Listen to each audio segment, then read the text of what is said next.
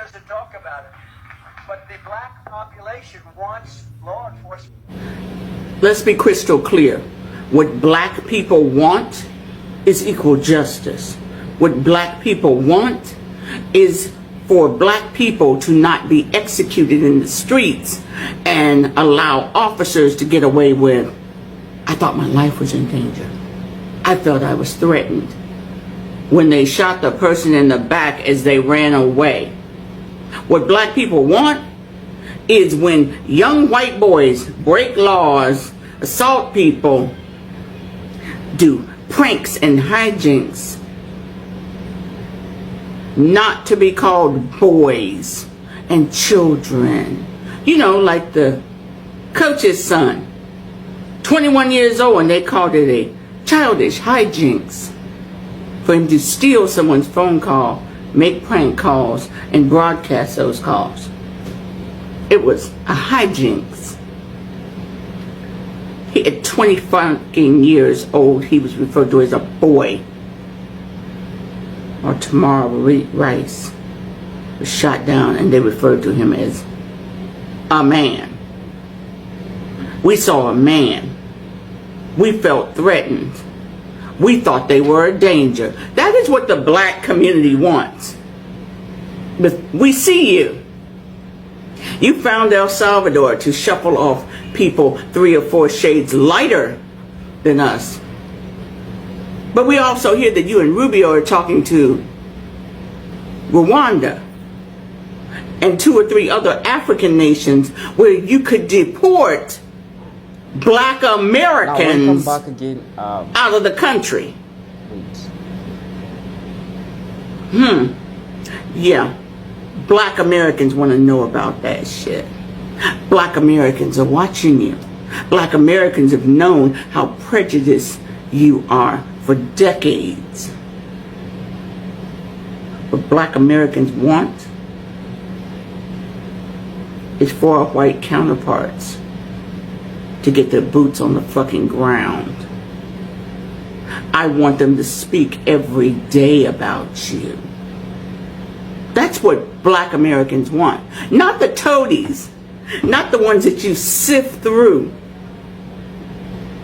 Who, when you say, we all agree, you know, they sit there and go, no. Not those black Americans. Us, who speak out with our whole chest. Those are the black Americans that you're afraid of. Yeah. Those are the black Americans that you don't really want to hear from because it doesn't fit into your neat little box. Black Americans don't have mass school shootings, but you made a point of talking about crime in our area, as if there's no crime in the suburbs, as if husbands aren't beating the fuck out of their wives, as if so much white crime is not going on out there, white collar crime. Well, but that's not important. Strangely, you like to talk about crime, but you don't talk about the rich people who got poor kids to go steal from drugstores, department stores, do mass raids, you know, where they ran in and broke all the display cases. Those were rich people that got them to do the dirty work. Yeah, that right there. But you don't want to pay attention to those folks. More white people are on food stamps than people of color. More white people have ripped off food stamps, Medicaid, Medicare, than black people. But, black people are afraid of crime. Black people are afraid to go to the store and get a loaf of bread. Black people want police. No, black people want police to be held accountable. They want to get rid of that fucking immunity that you're so happy with. Because see, black people understand that whole immunity shit didn't come up till the early 80s. So all that time in the history of law enforcement, if officers fucked up, they were held accountable. You now Welcome want back again. police unions to pay for police officers' attorneys. You know, those who broke the law, those who disgraced the badge that they chose to wear. I'm waiting for my retired police officer to say, fuck that shit. We did all the rules. We behaved. We followed the law. And because this guy decided to beat the crap out of an innocent person, be they homeless or whatever, you want my retirement funds to pay for their defense? Yeah, I'm waiting for the police unions to publicly say, if you want to pay for that shit, you go the fuck ahead. Hey, Mr. Big Wallet, crack open your wallet. You pay for their fucking defense. And then they can pay you back. Because we have retired officers over here who live off that pension. And you're not going to drain that shit. Because you're already talking about getting rid of Social Security and Medicare. Then what the fuck would they have? Yeah. That right there. Pay strict attention to this goddamn video. I'm gonna go look it up. Go watch it. Cause it damn sure sounds like martial law if you have brown skin. I could be wrong, but y'all fill me in. Go watch it. I'm also gonna post it just in case TikTok decides to get a little fucking freaky. It will be posted both here and on my YouTube. Tea Time with T. So even if they take it down, you can go watch it there. Tell me what you think. Because I respond back. Donald Trump just passed 2 major executive orders on April 29th, and nobody is talking about them. Nobody whatsoever is talking about these 2 major executive orders that Donald Trump passed on April 29th. First, he dropped the executive order that supercharges federal law enforcement. Pay attention. It calls for Homeland Security and even the military to use resources to back the police. Remember, a couple weeks ago, people was talking about martial law? Pay attention. The feds can now go after local officials if they impede law enforcement. That's a big shift, man. Pay attention. This executive order gives federal law enforcement more power than ever. Is this an attempt for him to see how far he can extend his reach and try to push martial law? We don't know nothing. Nobody talking about it. Seems like nobody paying attention. We have to pay attention to what's going on around us. With all these executive orders, we don't know what tomorrow gonna bring. Pay attention. Hello, my good people. Welcome to this one here. I go by Terrain, and if this is your first time here, welcome once again.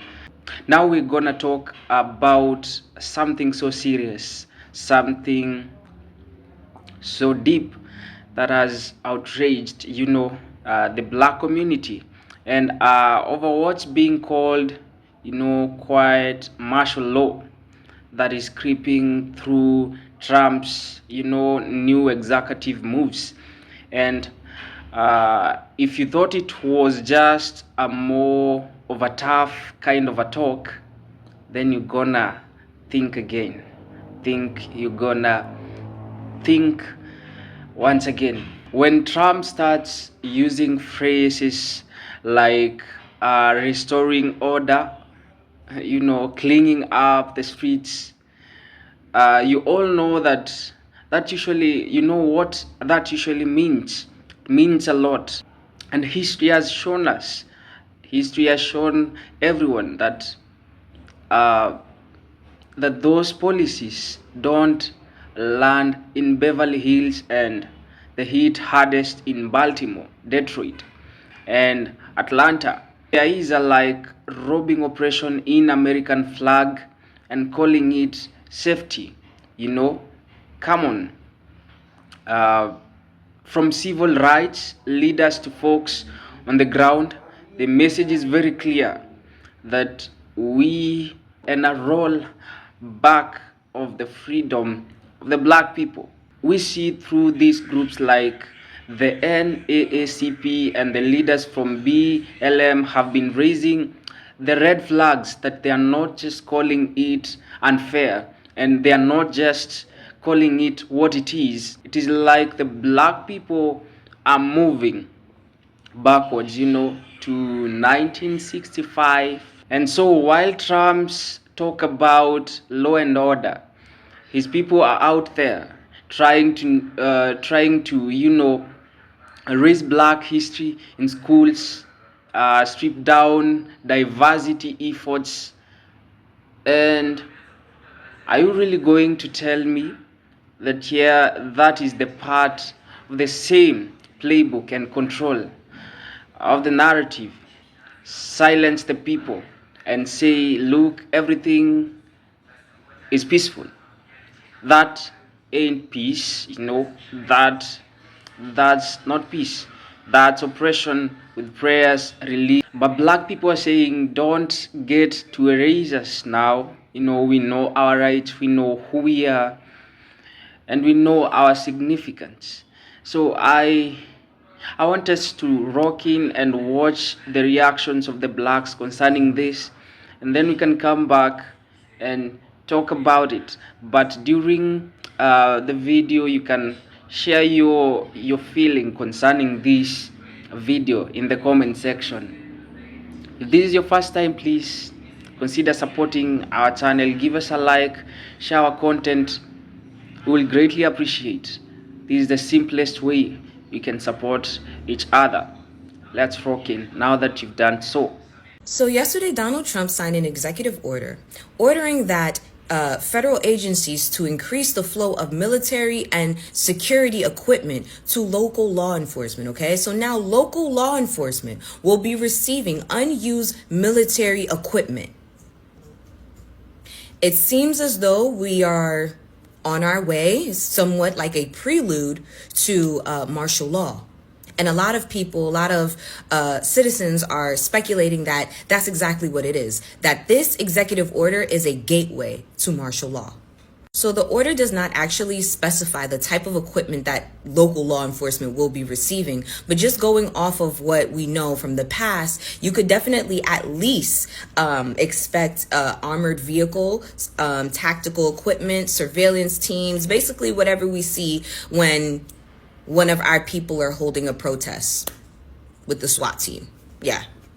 Basically, how Donald Trump kind of presented it is that our law enforcement today can't really do their job because they're so scared of how they will be reprimanded. God forbid that they make a mistake or whatever the case may be. And so this executive order is going to allow them to be able to just focus on doing their job. Meaning if they even so far has to go as being even more aggressive to enforce whatever law that they need to enforce, they shouldn't hesitate. That they can be more aggressive and not have to worry about the backlash or the consequences, because they'll be taken care of via this order. And I'm going to tell you how.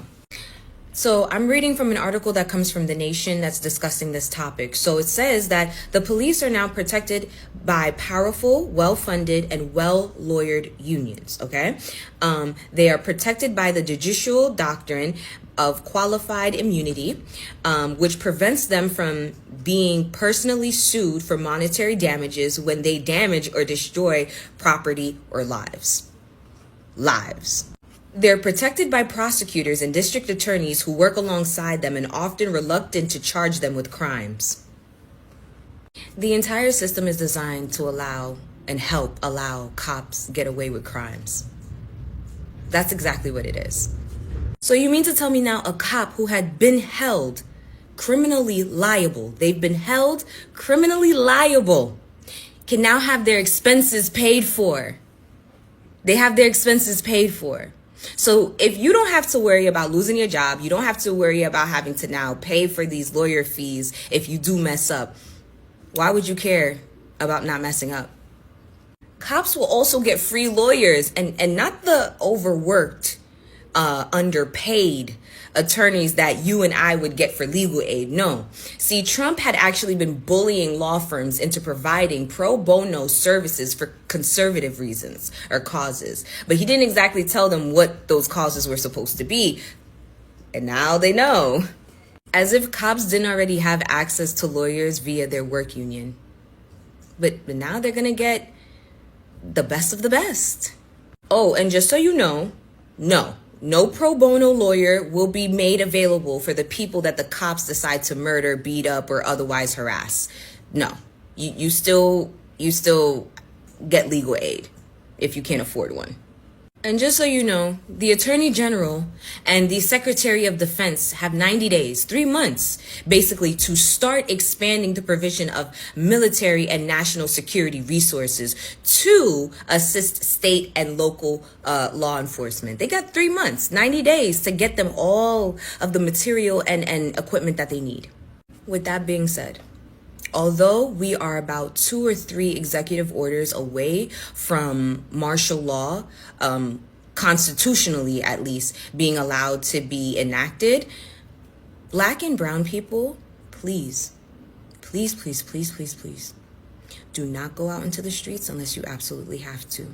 Don't go out into the street trying to become some type of martyr, because they will make one of you. They will. Now with this executive order in place where police officers technically can shoot you and don't even have to answer to it, okay? Best believe they are plotting. They're preparing for something, and they're trying to make sure that when they take us out, they don't have to answer any questions afterwards. So please, our white allies have said that they got it, that they will be out in the front lines, so you stay inside. We already know staying inside is not even 100% guarantee that we'll be fine. We get killed in our homes all the time, apparently. Not apparently. I'm not saying it like it's a good thing or like, but it's dead ass facts. So, please, whatever protest that you see happening or going on, protect your body, because I don't know what's the point of you going out there if you can't come back home. Welcome back again. And as a Black person deeply rooted in the historical and present day struggles of our community, let me say so, our community, I stand in support of this creator's message, because this isn't just speculation or paranoia. It's lived experience meeting pattern recognition. When someone like Trump issues executive orders expanding federal policing power and hinting a martial policing and hinting a martial law while attacking educational and cultural freedoms, we're not just watching political theater. We are witnessing the tightening of state control in ways that have always harmed Black people the most. We are not imagining this. We've seen it. We've survived it. Black people have seen it. Black people have survived it. And now Black people must resist it again. And I fully support whatever these creators were saying. They are very right. They are very right to point out the coded language of law and order and cleaning up the streets. These phrases have a legacy. They really have a legacy, especially to the people of color. From Nixon to Reagan to Trump, these terms have historically signaled crackdowns on Black communities under the pretense of public safety. They don't land in wealthy white suburbs. They land in cities like Baltimore, Detroit, and Atlanta. That's no coincidence. These are not universal policies. They are racial targeted strategies that criminalize poverty, protest, and Blackness itself. So to pretend otherwise is to ignore decades of evidence and struggle. These executive orders are just the latest chapter in long book of systemic oppression. The real danger is The real danger is how normalized all of this has become. As my brothers and sisters have said, nobody is talking about it. That silence is intentional. When executive orders like this go unnoticed, unchallenged, and unreported, the government gains unchecked power. This isn't about safety, it's about control. And I keep on saying this, that it's about control. It's never about safety. When federal law enforcement is empowered to go after local officials for defunding or reforming police, it sends a clear message: dissent will be punished. This silences the democratic process at the local level, where many black leaders have worked tirelessly to create safer, more just communities. And that silence is violence too. Meanwhile, as the government tightens its grip on the streets, it's simultaneously erasing black in the classrooms. The attempt to ban black history, dismantle DEI programs, and silence conversations about race is not separate from these executive orders. It's a part of the same campaign. You can't police a people and teach their truth at the same time. So instead, the strategy is to suppress both. Suppress the protests, suppress the history that gives them context. So that's not education reform or curriculum neutrality. It's a cultural erasure. It's psychological warfare against a people already targeted by the physical force. But one thing that I'm so proud of and I love is that the resistance is alive, and that's the part that gives me as a black person who really feel the black people hope. Black youth activists, educators, and everyday folks are organizing protest and pushing back in real time.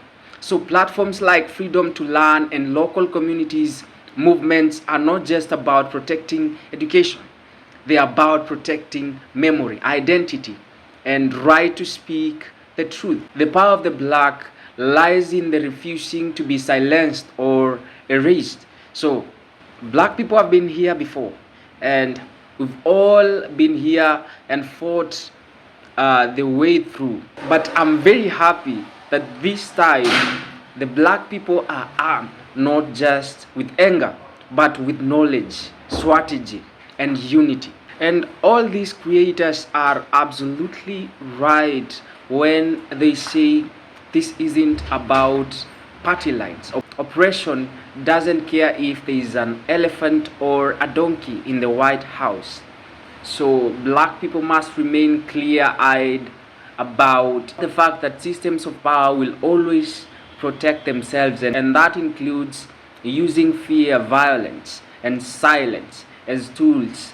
But black people have to know you have your own tools: the truth, solidarity, memory, and resistance.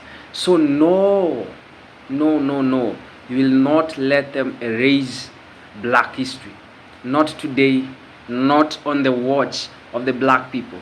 I have been your presenter to Rain, and if this was your first time in this channel, please consider supporting us by simply subscribing to our channel. Give us a like, man. Share our content. We will greatly appreciate. Remember, it's very easy. You just tap that subscription button and pop, you've already supported us. So give us that support, man. Share our content. Remember, as I always say, that we are great and we remain strong together. Let's keep on supporting each other. Let's keep on fighting for each other. Let's keep on fighting for humanity. That's our religion as black people, that we love each other, that we love and care about each other. I'm hoping to see you in the next video. Goodbye.